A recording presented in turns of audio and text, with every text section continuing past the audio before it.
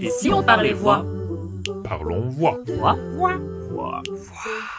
Parlons voix. J'étais plutôt introverti et j'étais plutôt du style, au doctorat par exemple, à être devant un groupe de monde, il fallait que je parle de ma recherche et ça se sert et là il n'y a plus rien qui sort. Un peu d'anxiété, la difficulté à faire sortir ma voix. Un terme qu'on utilise en recherche, mais aussi en clinique, c'est le conflict of speaking out. Donc, un conflit de sortir sa voix. Et ça rejoint justement ce système limbique dont on a parlé dans un épisode précédent, qui contrôle notre voix. On peut se retrouver dans une situation où, en même temps, on a besoin, on a envie de parler, mais en même temps, on ne veut pas produire cette voix-là. On a peur de la situation, où on est une personne introvertie.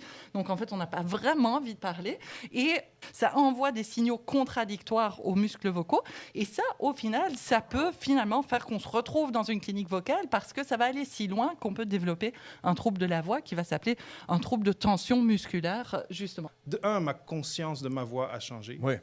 Et deux, ce que je me permets de faire ou de m'imaginer faire avec ma voix a complètement changé. Et je suis rendu aujourd'hui, après ces 6 années de balado, aussi à maintenant être sur scène, à donner des conférences. Cette voix qui, avant ça, était juste à l'intérieur de moi, ou en tout cas était juste avec mes proches, elle me permet de donner la permission à d'autres personnes d'utiliser la leur. Comment on fait, justement, comme animateur, pour rendre les gens confortables par rapport à leur propre voix? Et mon rôle, ce qui a marché à date, c'est de désamorcer l'émotion qui est en train de les faire penser qu'ils vont pas être capables de performer, les mettre assez à l'aise pour qu'elles donnent cette voix puis qu'elles puissent raconter cette histoire-là. Les politiciens, les gens d'affaires, les gens qui contrôlent, qui ont des grosses choses à annoncer à la population. Juste pendant la pandémie, tout le monde était calme à la télévision.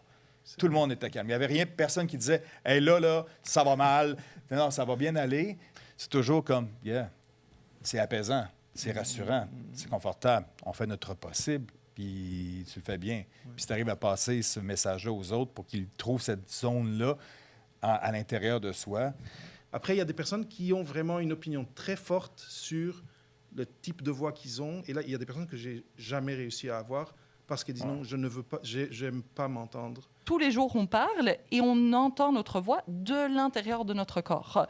Quand on perçoit des sons, on les perçoit par la voie aérienne, donc ils sont conduits dans nos oreilles par l'air, et ça fait vibrer nos tympans, mais ils sont aussi conduits par la voie osseuse. Et ça, c'est quoi? C'est des vibrations. Il y a nos os qui vibrent, et puis ça va rentrer différemment dans notre système auditif, et la vibration osseuse va porter d'autres fréquences de la voix. Tu parlais du timbre de la voix. La voix, c'est pas un son unique. Non. C'est toute une gamme de sons. Et donc, la voix osseuse va porter d'autres sons que la voix aérienne. Donc, quand d'un coup, on entend sa voix juste par la voix aérienne, on la reconnaît pas. Dans quasiment 100% des cas, les gens vont avoir un sentiment de rejet de cette voix qu'ils ne connaissent pas. Les gens vont se dire « c'est pas moi ». Donc, il faut s'habituer à écouter notre voix. Et à l'aimer. Je vais convaincre la personne que ce qu'elle a à dire, c'est important. Donc, sa voix par laquelle unique. elle va... Oui, c'est ça. Faut pas t'enlever ta voix, là. Fait qu'il y a cette hétérogénéité-là et maintenant, il y a cette acceptance-là dans les médias, dans les podcasts. On n'est pas obligé d'avoir une voix parfaite parce que, justement, elle représente diverses personnalités, elle représente diverses origines aussi. Mais tu sais, les voix sont aussi différentes que des yeux. Tu peux identifier, il y a la reconnaissance faciale, il pourrait avoir la reconnaissance audio aussi. Il y en a de plus en plus des systèmes comme ça. C'est pour ça qu'il faut humaniser toujours la voix. Exactement. Ouais. Je pense que ça peut pas mieux conclure. Il faut humaniser la voix. Merci, David.